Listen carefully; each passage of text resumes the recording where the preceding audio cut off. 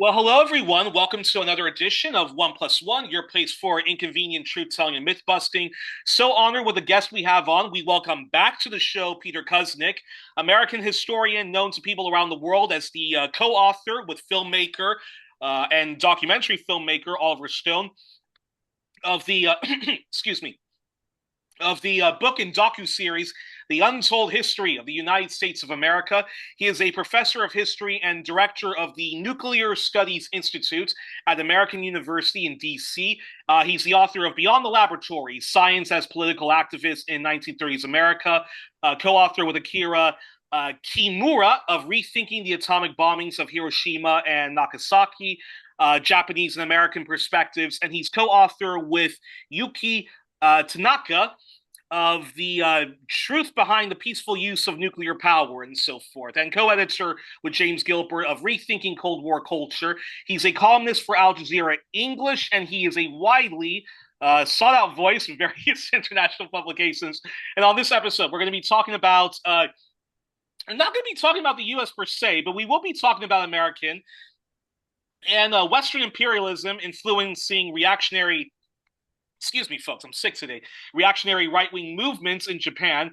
This is the first of a series of interviews that we are going to be doing, talking about Japan and Korean history.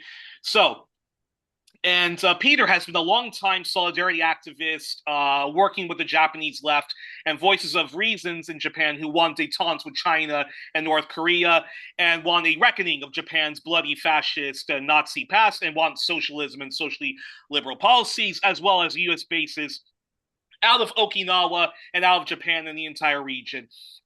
And before we get into it, folks, please donate to One Plus One, share us widely. Facebook sometimes blocks me from sharing, so it's important that people share widely. Help my friend Chris, the struggling host of the Eclectic Radical, who's facing unemployment. Please help him, support him, and him supporting his wife who struggles with diabetes. Donate to his Patreon. It's money well spent.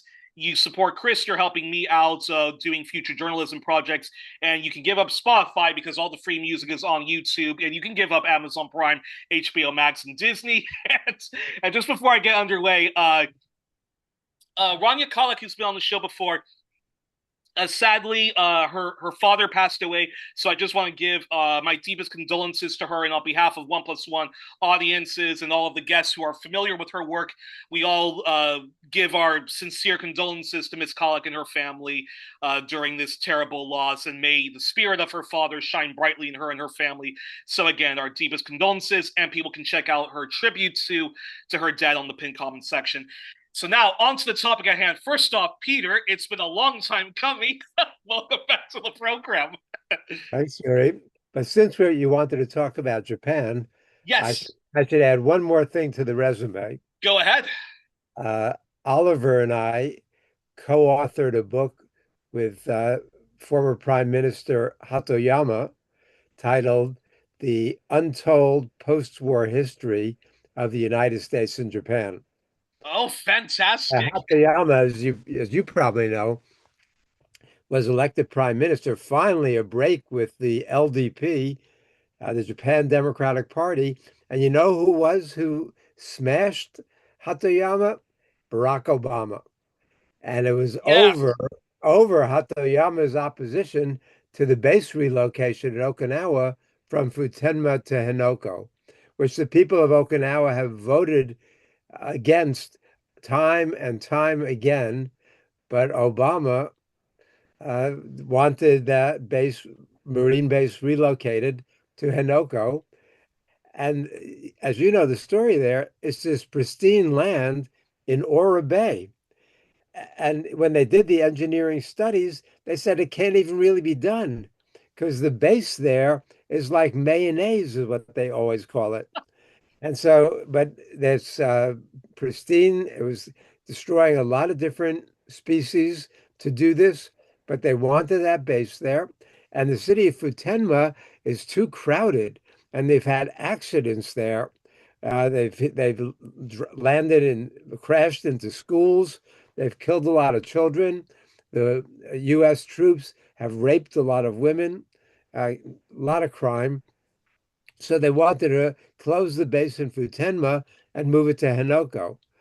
Well, when I was there last year, I was a guest of Governor Tamaki, the governor of Okinawa, in order to go there and work with him to support the anti-base movement.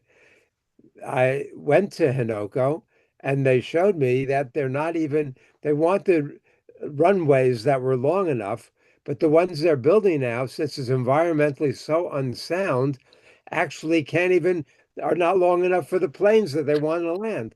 So they're going to not only open up the base in Henoko, they're going to keep the base in Futenma. So the worst of all possible worlds. Exactly. And I'm very glad and well, you already answered my fourth question, but we are going to talk a bit more about that, the anti-base movement, and all of the terrible things that happen when we do have U.S. bases supposedly protecting us from non-existent Chinese, Russian phantoms and whatnot. So Peter, wow, you are so let's start off first by the bats. Now, this won't be an exhaustive, introduction to, Japanese history, but we do have to talk.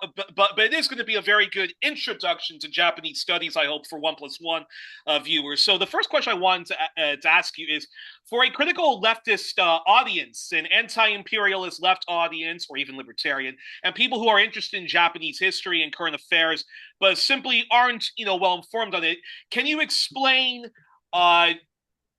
Japanese history a little bit before World War II, then the period of Japanese fascism, the many crimes against humanity that Japan engaged in towards their colonial subjects, and then focus more. You're freezing. Uh-oh, am I still frozen right now?